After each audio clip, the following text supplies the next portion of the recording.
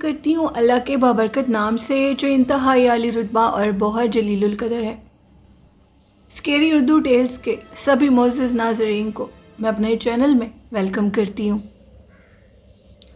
تو آج جیسے عید میلاد النبی ہے تو میری طرف سے سبھی مسلمانوں کو اس دن کی بہت بہت مبارک ہو۔ ایک بات آپ سے یہ کہنا چاہوں گی کہ حضور نبی کریم صلی اللہ علیہ وآلہ وسلم سے بے تحاشا محبت اور درود و سلام پڑھے ان کے لیے، کیونکہ آپ صلی اللہ علیہ وسلم وہ واحد شخصیت ہیں جو ہمارے لیے بہت زیادہ روئے ہیں۔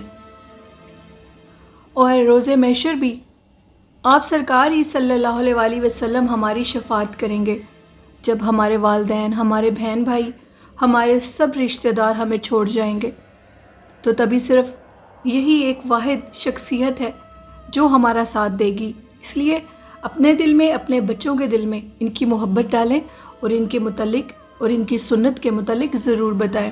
یہ آج کے دن کا ایک اچھا میسج تھا میرے سبھی لسنرز کے لیے۔ بڑھتے ہیں آج کی کہانی کی طرف، جو کہ اسد نے شیئر کی ہے کینیڈا سے۔ اسد کہتے ہیں، میں اپنی زندگی کا ایک سچا خوفناک واقعہ، میری آنکھوں دیکھا واقعہ، میرے کزن کے ساتھ یہ واقعہ پیش آیا۔ میرا کزن جو کہ کافی ضدی طبیعت کا تھا اور وہ کسی کی بات نہیں مانتا تھا۔ ہم لوگ کینیڈا میں رہتے ہیں اور بیسیکلی شیخو پورہ کے رہنے والے ہیں پاکستان میں۔ ہم لوگوں کے بھی سارے آباء و اجداد پیچھے کینیڈا میں ہیں۔ میرے جو کزن ہیں، جو کہ ان کا نیم میں آن ایئر نہیں کرنا چاہتا، میں ان کا فرضی نیم آپ کو بتا سکتا ہوں۔ ان کا نام پرویز تھا اور ان کے والدین کی بھی ڈیتھ ہو چکی تھی۔ سب نے ان کو منع کیا کہ پاکستان بتائے بنا مت جانا، کیونکہ تم بچپن میں پاکستان گئے تھے اور اب ادھر کے جو راستے وغیرہ ہیں وہ تم سب بھول گئے ہوگے، تم نے ایسا کچھ نہیں کرنا۔ لیکن انہوں نے سب کو سرپرائز دیا اور اپنے بچوں کی اور اپنی انہوں نے ٹکٹس بک کروائیں اور آن ٹائم پر انہوں نے سب کو بتایا کہ میں جا رہا ہوں اور ادھر جا کر آپ سے کانٹیکٹ کروں گا۔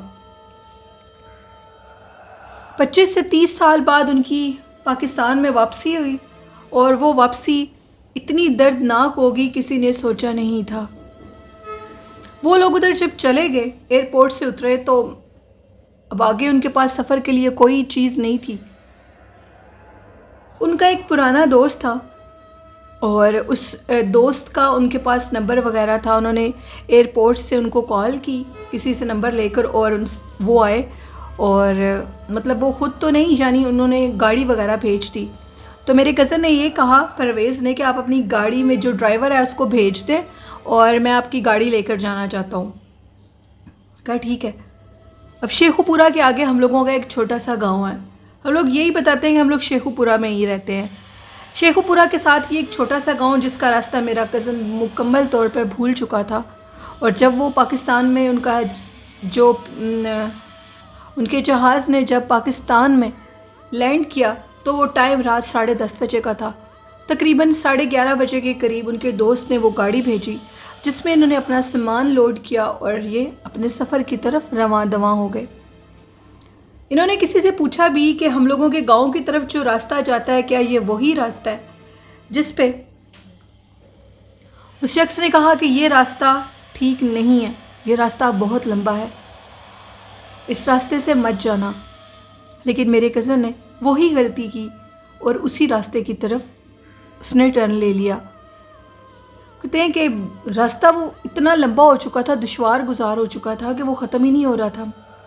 اب راستے میں شدید بارش تھی اور ادھر سامنے ان کو بیابان جنگل میں ایک چھوٹا سا کمرہ دکھائی دیا جس کا دروازہ بھی نہیں تھا۔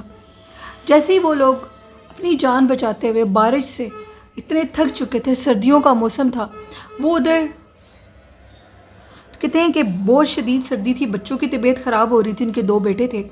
میاں بیوی نے بچوں کو کسی طریقے سے اٹھایا، گاڑی کو ایک سائڈ پہ کھڑا کیا اور اینٹوں کی بنی اس بغیر دروازے کی کوٹھری کے اندر انٹر ہو گئے۔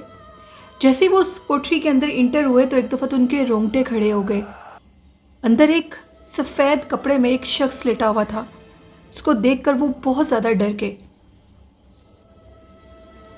وہ کیا دیکھتے ہیں کہ وہ شخص ان کے اندر جانے سے اٹھ کر بیٹھ گیا ہے اور یہ کہنے لگا کہ کون ہے جو مجھے تنگ کرنے کے لیے آ گیا، یہ میری سونے کی جگہ ہے۔ انہوں نے کہا کہ ہم مسافر ہیں اور راستہ بھول چکے ہیں، ہمیں یہاں پر سونے دو۔ شخص نے خاموشی سے ان کو کہا کہ اس سائٹ پر اپنا سامان رکھ دو، بولے بنا ادھر رک سکتے ہو، مجھ سے کسی قسم کی کوئی بات مت کرنا۔ وہ دونوں میاں بیوی اپنے بچوں کے ساتھ ادھر لیٹ گئے۔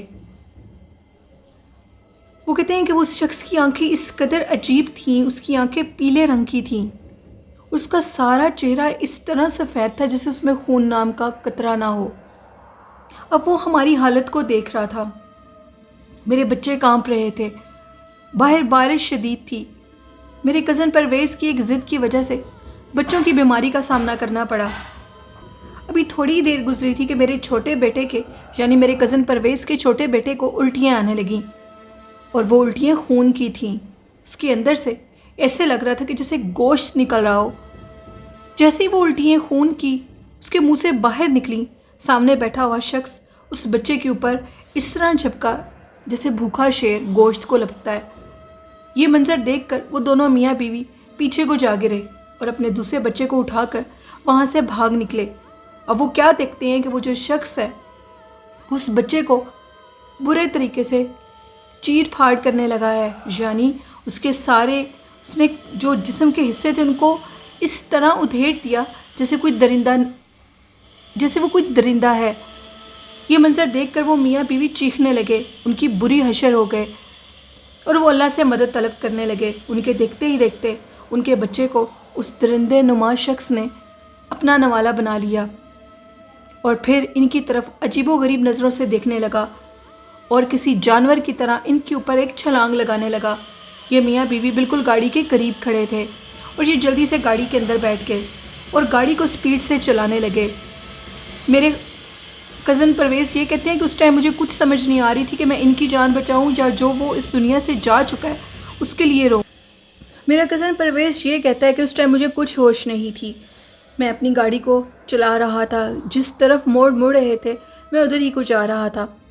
کچھ دیر آگے جا کر مجھے 4 سے 5 لوگ ایک روڈ کے اوپر کھڑے ہوئے دکھائی دیے۔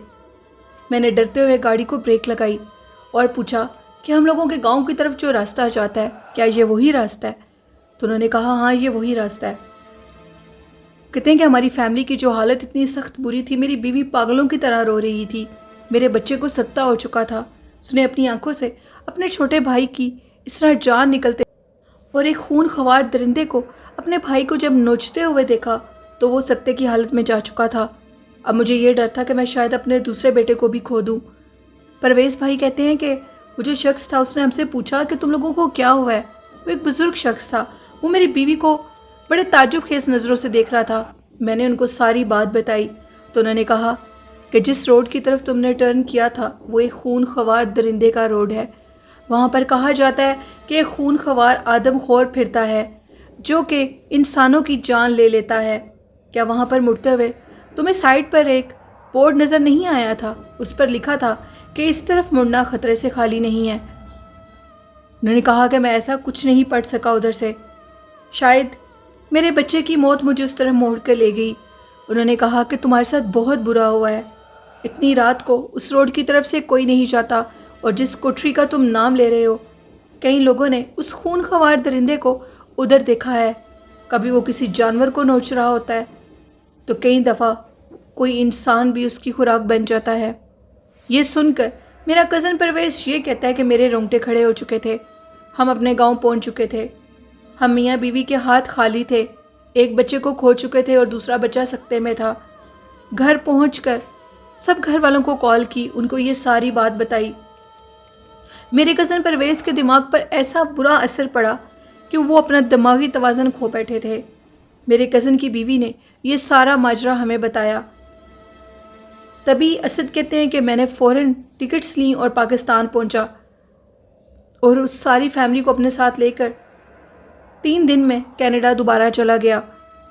آج تک میرا کزن پرویز اپنی دماغی حالت کھو چکا ہے، اس کا دماغ بالکل ٹھیک نہیں ہے، وہ اپنے بیٹے کو یاد کرتا ہے اور روتا ہے اور صرف ایک ہی بات کہتا ہے، شاید وہ خون خوار درندہ دوبارہ آ جائے اور مجھے بھی اپنے ساتھ لے جائے۔ یہ بات کرتے ہی وہ اونچا اونچا چیخنا شروع کر دیتا ہے، اس کو کچھ ہوش نہیں رہتی۔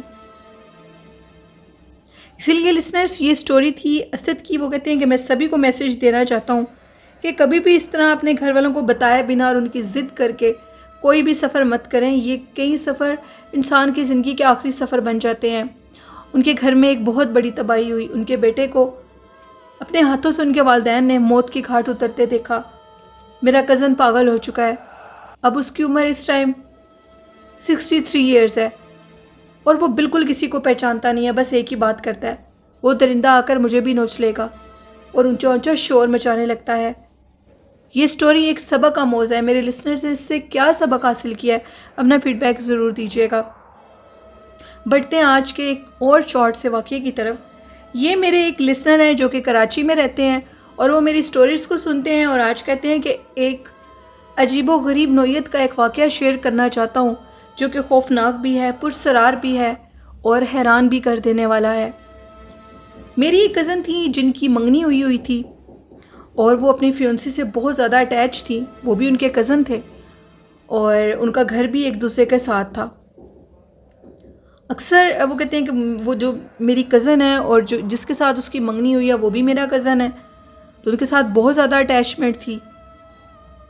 ایک دفعہ اس طرح ہوا کہ ہم لوگوں کی کیونکہ چھت بالکل ساتھ ساتھ ہے, تو میرا کزن اور وہ جو میری کزن دونوں جو فیونسی تھے آپس میں, وہ چھت پہ بیٹھے باتیں کر رہے تھے. گرمیوں کا موسم تھا, لائٹ آف تھی. میری کزن کہتی ہیں کہ اس دن ان کے گھر میں کوئی نہیں تھا. ان کے گھر والے کئی باہر دعوت پر گئے تھے. وہ اپنے والدین کی اکلوتی بیٹی تھی. کیونکہ چاچو لوگوں کا گھر ساتھ تھا, وہ میری چاچو کی بیٹی تھی, تو اس لیے ہم سب بھی ساتھ ہوتے تھے, تو وہ نہیں گئی. وہ دونوں فیونسی آپس میں بیٹھ کر باتیں کر رہے تھے.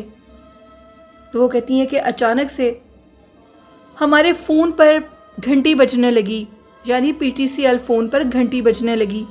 اس واقعے کو وہ کہتے ہیں کہ آج سے 20 سال گزر چکے ہیں. جیسے ہی فون کی گھنٹی بجی, لائٹ آف تھی, تو میری کزن نیچے جاتے ہوئے ڈر رہی تھی کیونکہ وہ اپنے فیونسی کے ساتھ بیٹھی باتیں کر رہی تھی اور ہم سب لوگ بھی پیچھے ساتھ چھت پر ہی بیٹھے تھے. گھنٹی چونکہ بار بار ہو رہی تھی, تو اس کے فیونسی نے کہا کہ جا کر کال سن لو, فون سنو, شاید تمہارے امی ابو کا فون ہو. تو میری کزن جو تھیں وہ کہتی ہیں کہ میں فون سننے کے لیے ڈرتے ڈرتے نیچے گئی, اور جیسے میں نیچے گئی تو میں نے فون اٹھایا. فون مسلسل بج رہا تھا. میں نے جیسے ہی کال اٹھائی تو آگے سے جو الفاظ سننے میں آئے وہ کافی حیران کر دینے والے تھے. میرا کزن جس کا نام طیب تھا, جس کی منگنی گڑیا آپی سے ہوئی تھی, جب انہوں نے وہ فون کال اٹھائی تو ان کو پتہ لگا کہ 6 گھنٹے پہلے طیب کی ڈیتھ ہو چکی ہے. طیب اب اس دنیا میں نہیں ہے. کہتی ہیں کہ ان کے ہاتھ سے ریسیور نیچے گر گیا اور وہ یہ کہنے لگی کہ جو میرے ساتھ اوپر بیٹھا باتیں کر رہا تھا تو وہ کون ہے, اگر طیب کو مرے ہوئے 6 گھنٹے گزر چکے ہیں.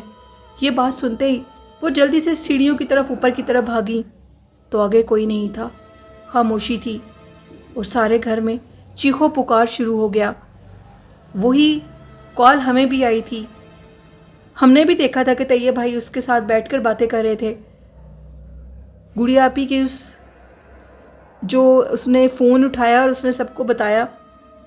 اس بات کے بعد کہتی ہیں کہ آج تک وہ اس واقعے کو فراموش نہیں کر سکی. ان کے فیونسی ان سے بہت محبت کرتے تھے, وہ جو ان کے پاس بیٹھے تھے وہ کون تھے. یہ بات آج تک ایک معمہ بنی ہوئی ہے. ہم نے بھی دیکھا, سب نے دیکھا کہ طیب بھائی گڑیا آپی سے باتیں کر رہے تھے, تو پھر جن کی ڈیتھ ہو گئی تھی وہ کون تھے, اور جو پاس بیٹھے تھے وہ کون تھے. اس بات کو ہم آج تک سمجھ نہیں پائے. یہ ایک واقعہ تھا جو کہ میرے لسنر نے کراچی سے شیئر کیا. بہت شکریہ آپ کا. یہ تھی آج کی کچھ خوفناک کہانیاں لسنرز. انشاءاللہ اب آپ کے ساتھ روز سٹوری شیئر ہوگی, اور چینل کو سپورٹ کریں, چینل کو سبسکرائب کریں, والدین کی بہت عزت کریں, حضور نبی کریم صلی اللہ علیہ وسلم پر درود و سلام پڑھیں, نماز قرآن پاک کو اپنی زندگی کا حصہ بنائیں, اپنے والدین سے اپنے اہل خانہ سے بہت پیار کریں. اور اسی کے ساتھ اپنی ہوسٹ نیلم یاسین کو اجازت دیجیے. مجھے دعاؤں میں یاد رکھیے گا. اللہ حافظ.